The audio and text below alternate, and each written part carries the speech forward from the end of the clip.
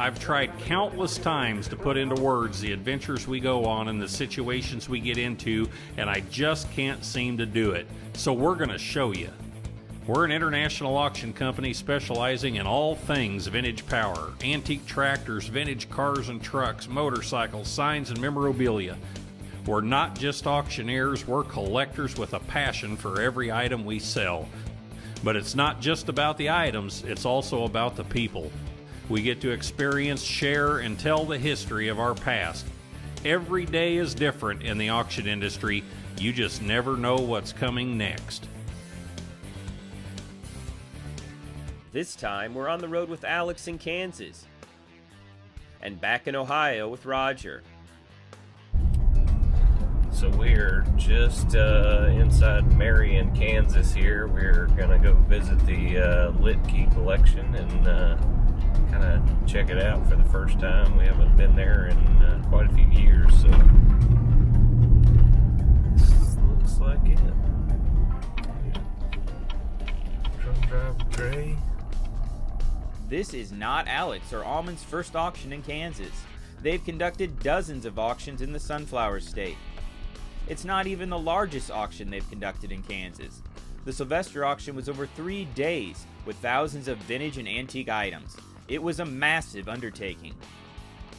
The Litkey collection won't be easy either. There's thousands of items spread out over several acres and packed away in half a dozen buildings. Alex has been here before, but it's been a few years, and you never know what you might have missed. Alex met Glenn in the driveway, and then they headed to the first building. We've given a lot of tours over the years, and that's part of the heartbreak that I'm going to go through, because I enjoyed, as my dad did too, enjoyed so much letting people experience the agricultural history of America that collecting is all about. Right. You know, it's not just scraping rust and making things run after they've been sitting for 70 years in a hedgerow, but it's the idea that we want to share history and share the experience with the next generation, because all they know at this point is GPS and computerized Auto steer and auto start and everything else. Right.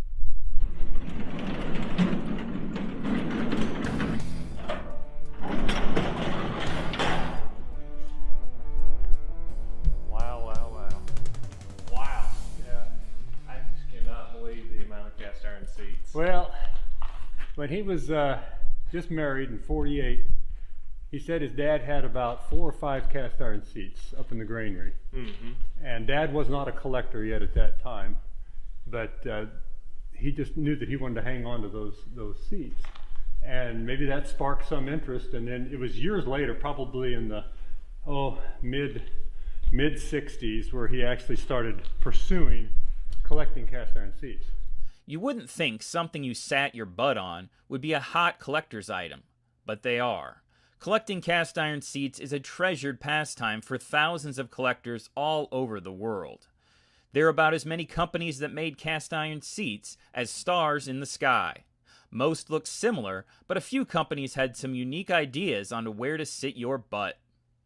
It depends on the quality and rarity, but some of these seats bring thousands of dollars. Yeah, these are not restored. These were put in this position shortly after the shed was built.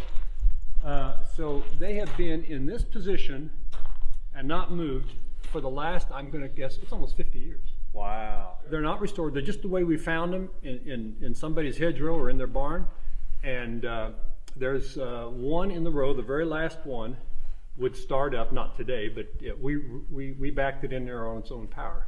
The rest of them, we needed some help. Is that a beaver or? That's a hydrant.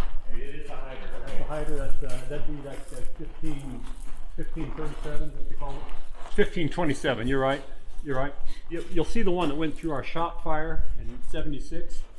Dad restored one of these in perfect condition, and it was one of his early restorations. And as a 12-year-old kid, I got to run it at the first threshing show at Hillsboro, just 9 miles down the road. I was a proud kid sitting on there and working that engine back and forth, how it slides on its rail. I bet. To shift to change speed. and it was just a very, very nice restoration. The only thing we have left of it is this canopy, which Dad has taken off because it didn't fit in his garage where he was going to tinker on it. So it was sitting in that garage. You came past the slab when you drove on the yard. And I was teaching school at Breen Academy in December, or whatever day it was, in 1976. Got a phone call that the shop was on fire.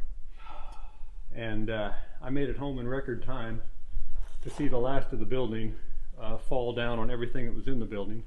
And in there was a completely restored, let's say again, 1527 Hyder. So that was a heartbreaking day. But the canopy was survived because he'd taken it off just before he put the Hyder in the building. But you'll see that tractor outside, and it's a little swayed out from the heat, but it's still restorable. There's no question that tractor is very restorable. Well, yeah. and you know the Waukesha engine that's in it, Yep. that's pretty desirable. Yeah. There's quite a few tractors over the years that use that same engine. Despite the condition of this tractor, it still has some value to collectors, who can strip off parts to complete their own projects.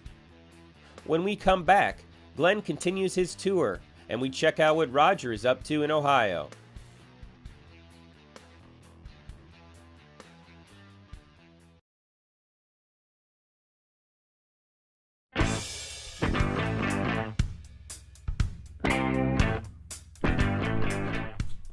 We got, it looks like a Model A here, huh? Yeah, this is a 31 sedan. Yeah, pretty nice, isn't it? Yeah, they used to have it's in good shape. He has a couple that we'll show you in a minute that he restored himself. But this is a good, solid car. You know, This was kind of like our four-wheeler, our toy. We would just drive it around the farm, through the fields, and we had another one that we would drive like that too. and I was, I don't know, 15 or 16, younger than that. And I got the spark and the choke, and it was in a barn on our other farm. And I finally got it running, backed it in, boom, hit a backhoe stabilizer. We sold it, the dent was still in it. Thankfully, it wasn't one of his restored ones. Yeah. Oh, yeah. Well, it looked like you got one covered up there. You know, that's a 20, what is that, 31 Roadster.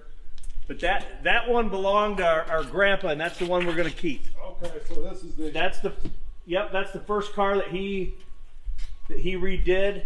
It was our grandpa's first car. Oh, no kidding. Yeah. That's awesome. Yep. So we're keeping one I understand. to drive around ourselves. Yep, I totally understand. That's a But yeah, great he story. restored this when we were just little kids in the early 1980s. Oh, no kidding. Yep. Wow, this thing's cool, isn't it? He used to take these into the parades on the 4th of July until he got the pedal tractors, and then he kind of ran out of drivers. Started in on those. Yeah. Wow. Well, that's cool. That's awesome. Yeah, when we were younger too, we would, in high school, me and Mark would both drive a Model A in the parade. He'd have 5 or 6 of them in there. Neat. Yeah. Looks like we got another one down here, another Model A, huh? Yeah, this is a 28 Phantom. I think the 4-door convertibles Okay. are kind of a rare car. And just like the Roadster, he redid this one himself. In fact, when he bought it, I went with him, and it was all in pieces, and he put it back together and sandblasted and painted and worked on the engine. And I think he did this one in the mid 1980s also. Oh man, what's this over here? You got a truck, huh? Model A truck? Yeah, 29 Roadster. It's actually it's a convertible. I believe this is the last one that he redid. This one, he probably redid this one late 80s. We used to, in fact, we would go to car shows and stuff with him a little bit in the 1980s, but he kind of stopped doing the Model A's when he bought this farm because he redid the barns and the house and the fields. So that kind of took his attention in the early 90s when he bought this place. Aumann Auctions is no stranger to selling vintage vehicles. Over the years, they've sold everything from brass-era cars to vintage World War II Jeeps. What's this contraption here you got? You know, that's one of the early lawnmowers. I believe it's a Craftsman. Oh really? Yeah. Yeah, I think it is. Yeah, It's marked on the front. Yep. That's a. $234 in 1953. That's pretty cool, man. That's early, isn't it? Look at the pegs. Look like an old motorcycle with the highway pegs, didn't it? Yeah, we got some more Model A parts here, and we can talk about this trailer today if you Yeah, I was want. going to say I recognize that trailer because last time I was out here, it was full of pedal tractors. How many do you think he had on there, Mark? Oh my! I don't know. A bunch. 50 or 60? Yeah, you know what? It was a really good trailer for parades.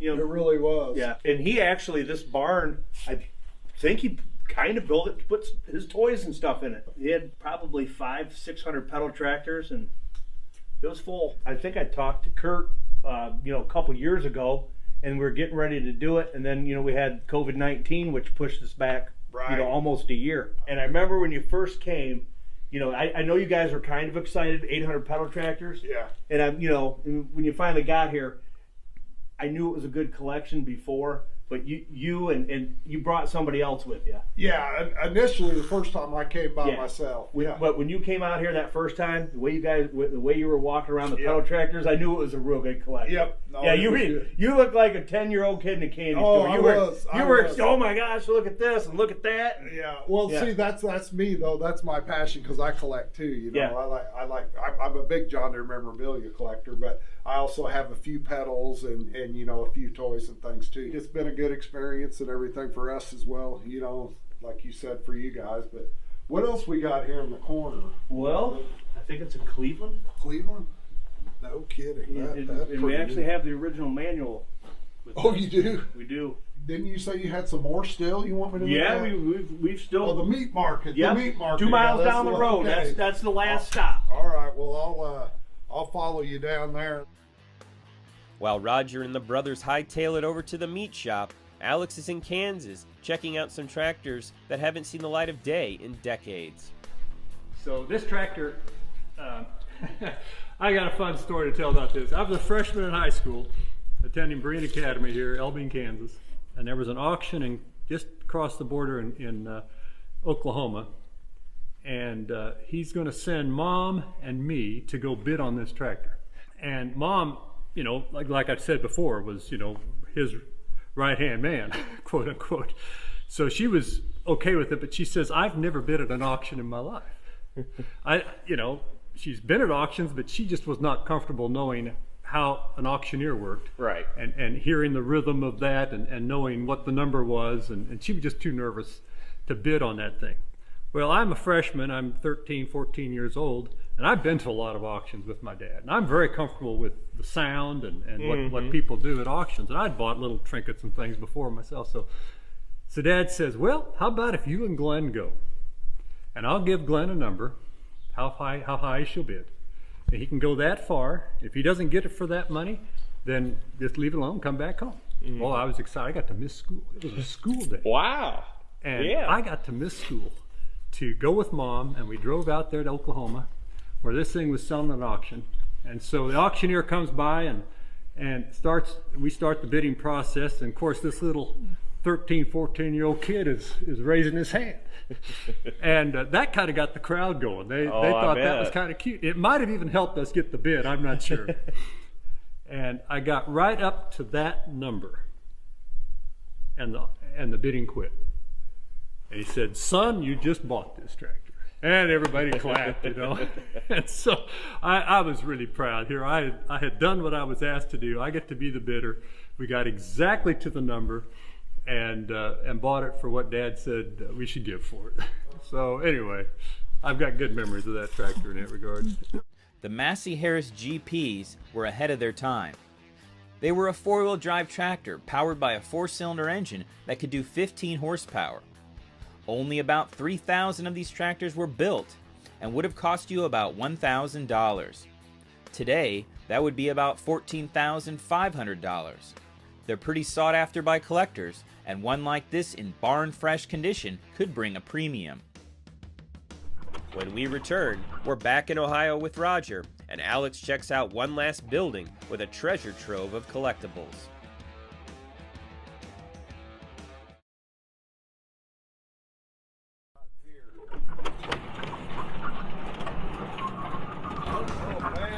Take a look. It looks like everybody's been in here forever now. Oh, what do we got here? We got an old Oliver. Boy, that looks like a project. Oliver 70. Oliver 70. Now, Yeah. to be honest with you, that one's been sitting here a while, but Yeah, that looks like a project. yeah, I think they, yeah. What else you got in here? Well, I think you might be liking these next two. Oh, more Silver Kings, huh? Yeah. Well, there's one. There's another one up there. Yeah, this was a 40s? This from the 40s? 1944 Silver King. Yeah, 44. All right.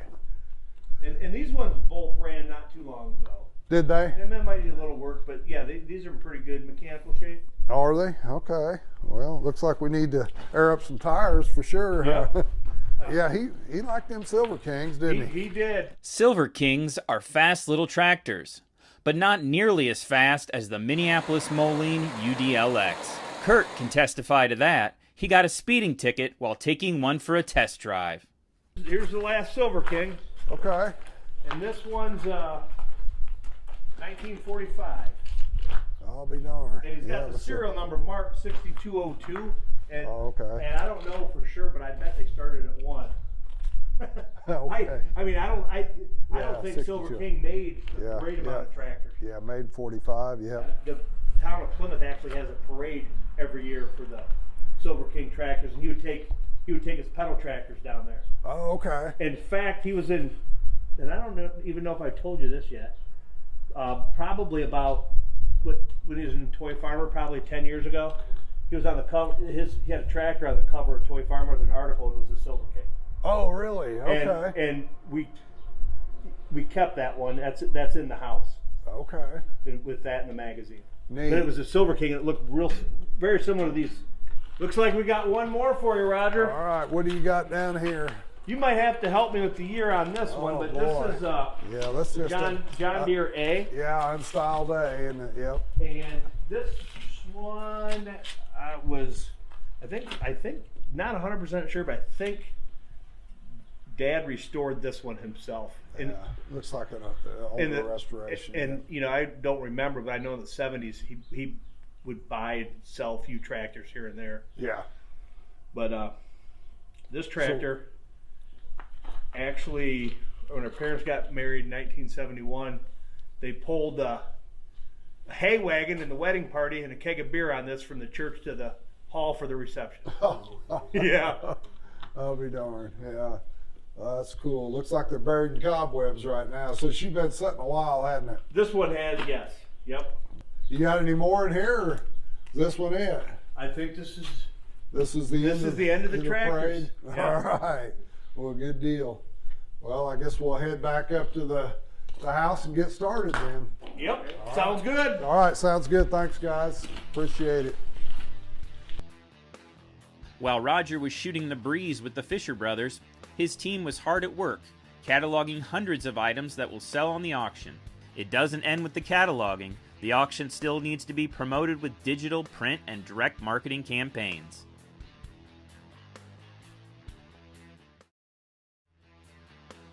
Back in Kansas, Glenn and Alex are out in the pasture, where dozens of implements and historical pieces are scattered about.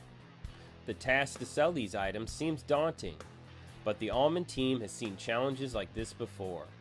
It'll take a lot of hard work and planning to make this auction a success.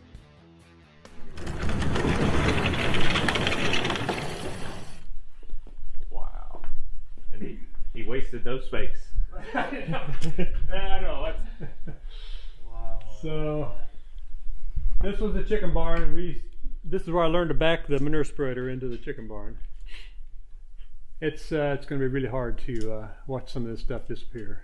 I can imagine. And I'm the one that's most attached to it, the family, and my siblings and I, we all get along great, but and they understand. But at the same time, you have to finally do what you have to do. Right. And you've heard me quote scripture before, so if I quote another one in the book of Ecclesiastes, Solomon is talking about the very same thing. He says there's a time for war, there's a time for peace, there's a time to be born, there's a time to die. And I add to that verse, there's a time to collect and there's a time to have an auction. Sure. You know, it just, you know, as tough as it is, but that's how you have to look at life. Well, and we've talked about it. It's we're caretakers for a Yep, little while. That's right. So this starts. These tractors are itemized on the sheet. Yeah. 1916 Bull Dad bought in a hedgerow and built the radiator from scratch, and either found, I don't think he built the tanks, he found the tanks. It's been completely gone through and it runs like a top. It hasn't run now for probably, I'm going to say 20 some years, but it ran when they backed it in here. He's taken it to a few shows, and then he made a custom seat back there. Read the seat on the bull. This is the big bull. They made a little bull and a big bull. Oh yeah. But since he was making cast iron seats, he went ahead and made one for the bull. That's pretty neat. So we're thinking we're going to part with most of this line here. It's going to be hard to let the bull go. Still kind of in discussion with the siblings on that one, but I don't think we. I think we'll let it go. The F12, the Wallace, the case cross motor, the Alice, they're on the sale bill, and as is the Emerson. So this will be the big one and the rare one, and the I don't know, I guess probably the prize of the collection. It's an impressive outfit. Again, restored in the 70s. Look at the gearing on this thing. These have immaculate, nice square gearing. Yet this tractor just never farmed much in its life. Well, to have the plow guide with it, Yeah, and the mounted foot lift plow, Yeah, that's foot lift plow, yeah, pretty special. it really is. Yeah, pretty special. Alex has finished his tour, but he's still got more work to be done before he can get in the truck and head back to Illinois. Alex will be back at least one more time before the auction to get items out and to start cataloging the collection. For now, it's back to Illinois, where the work begins to promote the auction. The auction is just a few months away, and there's a mountain of things to be done.